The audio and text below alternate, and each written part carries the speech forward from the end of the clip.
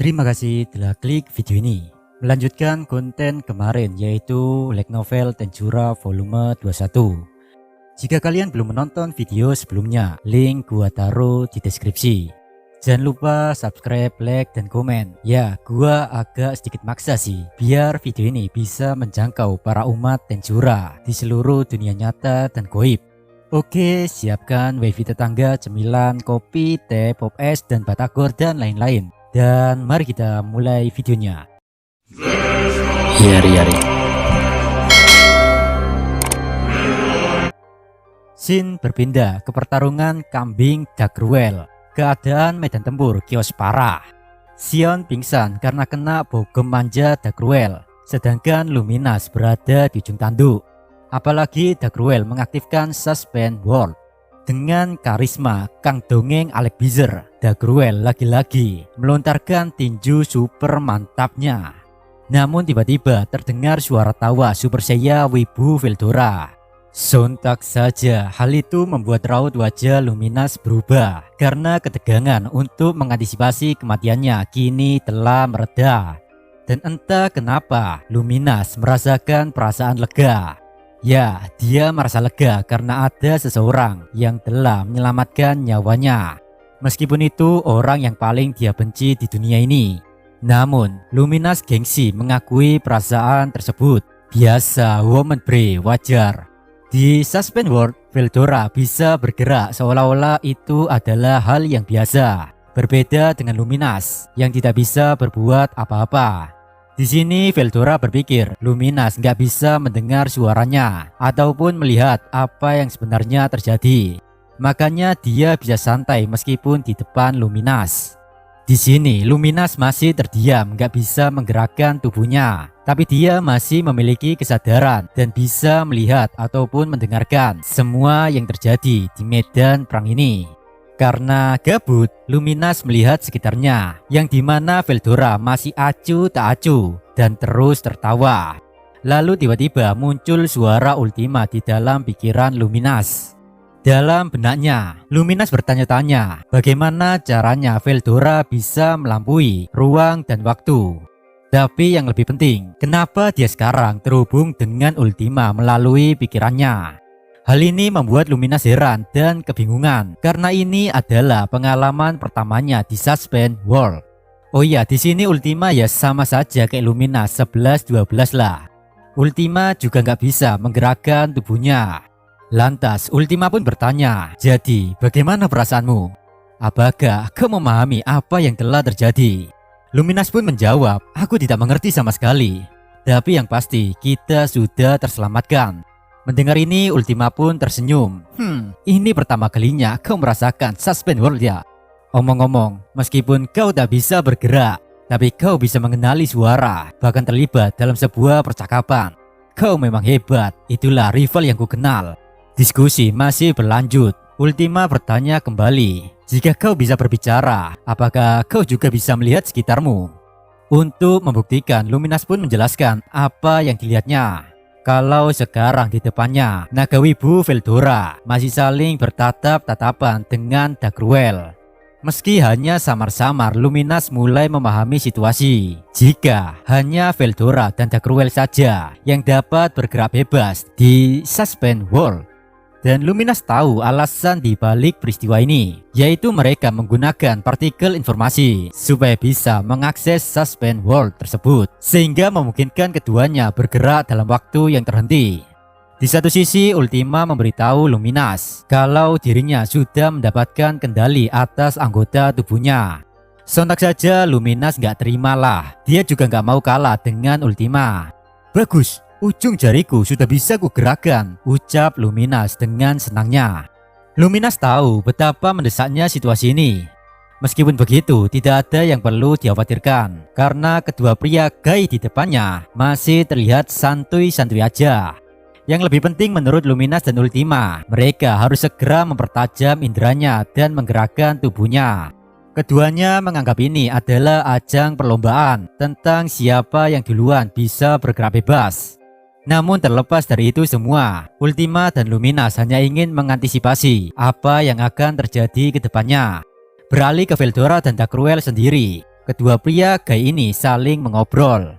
Dagruel bertanya, "Veldora ya, bagaimana caramu bisa muncul di situasi seperti ini?" Veldora pun menjawab, "Pahlawan selalu datang di waktu-waktu genting. Kau tahu maksudku bukan?" Sebenarnya Veldora pengen jelasin kalau dia menggunakan transportasi spasial. Tapi berhubung dia juga nggak paham, makanya Veldora jawab begitu doang, Bre. Tentu saja hal itu bukanlah jawaban yang diharapkan Dagruel. Namun, dia puas dengan cara Veldora bicara. Kemudian Veldora membuat proposal konyol kepada lawan bicaranya. "Jadi begini Dagruel, aku ingin membicarakan sesuatu denganmu. Jika waktu berhenti seperti ini, orang lain gak akan tahu betapa kerennya diriku." Dagruel pun menjawab, "Apa maksudmu?" Lalu Veldora pun menjelaskan secara detail, "Aku ingin melakukan semuanya secara dramatis dan memulai dari awal. Jadi, ketika waktu bergerak lagi, aku akan menangkap tinjumu di depan mata Luminas." Sejenak Dagruel cuma menjawab, "Bolehkah aku tahu alasan sebenarnya?" Veldora pun memberitahu Dagruel, "Di masa lalu, aku telah melakukan sesuatu yang membuat Luminas dendam terhadapku. Oleh karena itu, dengan kita melakukan hal ini akan memberikan kesan yang baik pada Luminas, atau bahkan dia bisa memaafkanku."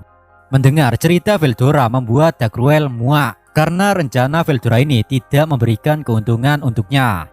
Lantas Dagruel pun membalas, "Tidak ada alasan untukku mengikuti leluconmu Veldora. Memang Suspend Wall sangat berguna jika musuhnya tidak dapat bergerak. Namun jika ada anomali seperti Veldora, maka mempertahankan Suspend Wall hanya akan membuang-buang energi." Tapi di satu sisi, kalau Dagruel menonaktifkannya, dia tidak hanya harus berurusan dengan Veldora, tetapi juga dengan Luminas. Bahkan Sion juga akan dipulihkan Luminas kembali. Atau lebih parahnya, Ultima dan Luminas akan mulai terbiasa dengan dunia yang terhenti ini. Karena mereka telah memiliki pengalaman untuk mengantisipasinya. Itu benar-benar situasi yang sangat merepotkan bagi Dagruel. Sementara itu, Veldora terus mengeluh dan menuntut Dagruel agar membantunya dalam sandiwara ini. Dagruel hanya menjawab dengan menghela nafas, sedangkan Luminas bergumam, "Dasar kadal busuk, aku pasti akan mengoyakmu nanti." Andaikan saja Luminas sudah bisa bergerak, udahlah langsung ditendang ke langit tuh kadal wibu. Veldora sangat ceroboh. Dia nggak tahu kalau Luminas mendengar semua obrolannya dengan Dagruel. Di tengah situasi tersebut, fenomena aneh terus berlanjut, yaitu Sion bergerak di Suspend World. Tapi sebelum itu, kita akan membahas bagaimana cara Sion bisa bergerak bebas di dunia yang telah terhenti ini. Jadi Bre, ketika Sion terbangun dari pingsannya, Sion kaget dengan dunia yang telah kehilangan warnanya. Ini belum selesai. Sion mencoba mengaum dengan semangat, tapi tubuhnya tidak merespon. Dia tetap terbaring di tanah. Bahkan dia tidak bisa membuka mulutnya. Sion benar-benar tidak bisa bergerak sedikit pun, dan hanya kesadarannya yang dia miliki. Ini membingungkan untuknya, tapi Sion gak mau menyerah begitu saja. "Kalau dunia ini tidak membiarkanku bergerak, maka aku akan membuat diriku yang baru agar dunia ini menerimaku," gumam Sion. Ini adalah teori yang tidak masuk akal, Bre. Lalu kemudian Sion mengaktifkan unique skill Cook dan membentuk kembali tubuhnya. Hasilnya, tubuh Sion yang telah dioptimalkan berulang kali telah melampaui logika dan menjadikan dunia yang ditangguhkan miliknya. Gokil emang perawan satu ini. Dengan mata tetap tertutup, luka di sekujur tubuh, darah yang terus mengalir, tapi Sion, dia tetap berdiri seperti Genji yang babak belur saat melawan kerucu-kerucunya Izaki. Sontak saja hal ini membuat Dagruel terkejut. "Sion, kau mengerti kan? Ini Suspend World loh," gumam Dagruel. Peristiwa ini benar-benar suatu ketidakwajaran. Ya gimana Demon Lord kayak Luminas ataupun Iblis Primordial Cebol gak bisa ngapa-ngapain lu Bre. Jadi apakah Sion lebih kuat daripada Luminas ataupun Ultima? Kalian simpulkan sendiri ya guys ya. Di situ Veldora sendiri juga panik. Sion. Veldora merasa dia akan kehilangan panggungnya. Sambil memegang pedang untuk menopang tubuhnya, Sion pun berkata, Veldora sama, pria itu adalah mangsaku. Biar aku yang menanganinya." Lantas Veldora pun langsung menganggukkan kepalanya. Oke, berjuanglah sebisamu. Aku akan memberikan sedikit bantuan untukmu, Sion. Setelah mengatakan itu, Veldora memberikan sedikit energinya agar Sion pulih. Tapi yang ada, Sion malah mengambil sebagian besar energi sihir Veldora. Hal itu membuat Veldora agak sedikit menyesal. Arigato Veldora-san, ucap Sion. Oke, sama-sama, berjuanglah sepuasmu, jawab Veldora dengan tersenyum meskipun hatinya menangis. Pertarungan antara Guy Dagruel dan Oppai Sion di Suspense World akan segera dimulai. Dagruel berdiri tegak bagai tembok yang menjulang tinggi, sedangkan Sion dengan senyum percaya diri memegang pedangnya. Maaf sudah membuatmu menunggu, kali ini aku akan menghiburmu lagi, ucap Sion. Dan Dagruel menjawab, majulah. Sejenak Sion merenungkan kekalahan sebelumnya. Amarah menumpuk dalam benaknya karena Dagruel telah mengalahkan ketiga anak buahnya dan menganggap bahwa dirinya bukanlah tandingannya. Dengan kepala dinginnya, Sion menelan semua perasaan frustasi dan amarahnya untuk menjadi pendorong semangatnya.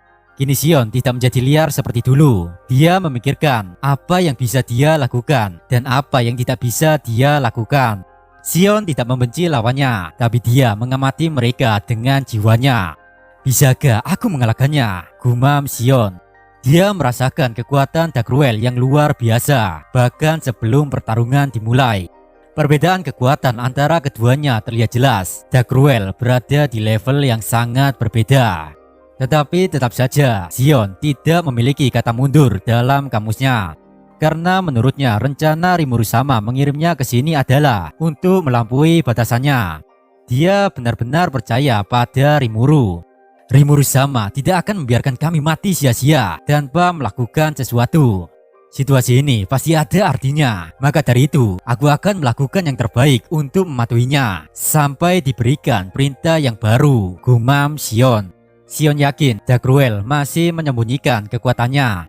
Dia tahu kalau Dagruel serius, kekalahannya sudah jelas. Tapi jika itu yang diinginkan Rimuru Sama, sudah dipastikan peranku adalah aku harus mengetahui sifat asli dari Dagruel dan kemudian membawanya ke langkah berikutnya. Dengan tekad dan kesimpulannya sendiri, Sion menyerang secara sembrono seperti sebelumnya. Sion melompat dan mengayunkan pedangnya tanpa sebuah rencana. Dan Dagruel masih meremehkan Sion. Dia tidak menghindar dan lebih memilih mengeraskan tubuhnya sendiri, lebih keras dari batu Vajra. Dan Dagruel menangkap serangan Sion dengan kedua tangannya. Namun Dagruel terdorong jatuh dan lututnya menyentuh tanah. Dia terlalu meremehkan lawannya. Mata Dagruel auto melongo. Dia tidak bisa mempercayai hal ini. Di Suspense World itu tidak ada getaran udara, guys. Oleh karena itu, saat Sion melompat dan menerjang Dagruel dengan pedangnya, Sion tidak memperoleh tenaga pendorong dengan menendang bumi. Jadi intinya hukum fisika tidak berlaku di sini. Sambil mendecakkan lidahnya, Dagruel mengempaskan pedang Sion sehingga membuatnya mundur ke belakang. Pertarungan masih berlanjut dan semakin intens. Mereka berdua saling jual beli serangan. Sion dengan pedangnya dan Dagruel dengan tinjunya. Dagruel sendiri tidak memiliki skill ultimate. Itu karena Dagruel adalah bentuk kehidupan tertinggi, makhluk yang mendekati dengan True Dragon. Bayangkan saja, Bre, hanya dengan mengayunkan tinjunya, Dagruel bisa menciptakan kekuatan penghancur yang melampaui hukum fisika. Getaran dari pukulannya menyebabkan kerusakan total pada bumi dan atmosfer. Namun, kekuatan supernatural ini tidak ada artinya di Suspense World. Kekuatan Dagruel sangat terbatas dan otoritasnya tidak efektif sejauh ini. Pada titik ini, takdir mulai berpihak pada Sion. Di dunia yang telah ditangguhkan, pergerakan Sion menjadi lebih cepat dari biasanya. Tetapi tetap saja, Sion belum bisa melukai Dagruel. Dagruel terus memukul semua tebasan pedang Sion dengan tangan kosong. Di situ Dagruel memuji Sion. Sugoi, sekian banyak pukulanku, tetap saja tidak ada kerusakan pada pedangmu itu. Sion pun menjawab, tentu saja dong, pedang kesayanganku pemberian Rimuru Sama. Aku sangat menyukainya, pedang ini seperti bagian dari tubuhku saja. Sesuai dengan kata-katanya, Sion memoles pedangnya setiap hari dengan memadukan energi iblisnya sendiri. Dan seiring pertumbuhan Sion, pedangnya telah mencapai tingkat mitos Hercules Dilac. Xion adalah seorang perawan Ting-Ting. Dia menjadikan Dark Ruel sebagai motivasi untuk melampaui batasannya. Dark Ruel sendiri adalah bentuk kehidupan pamungkas yang memiliki berbagai kekuatan seperti transformasi pengerasan, penghancuran segala sesuatu, magical nullification, netralisasi atribut, dan gelombang gempa, yang semuanya setara dengan ultimate skill. This is Dark Ruel, kemarahan benua. Dia adalah dewa kehancuran yang melampaui hukum fisika dan sihir. Karena Dark Ruel adalah dewa, maka pertarungan jarak dekat sama saja bunuh diri. Namun bagaimanapun juga, Xion terus berkembang dengan kekuatan unique skill Cook untuk menghasilkan apa yang dia inginkan. Dan dengan manipulasi penuh hukum sebab dan akibat, Xion terus mengoptimalkan dirinya. Dan sekarang Xion meniru Dark Ruel, sama seperti dirinya mempelajari dunia yang ditangguhkan atau Suspend World. Xion dengan rakusnya mencoba menjadikan kekuatan supernatural Dark Ruel miliknya. Kami akan kembali.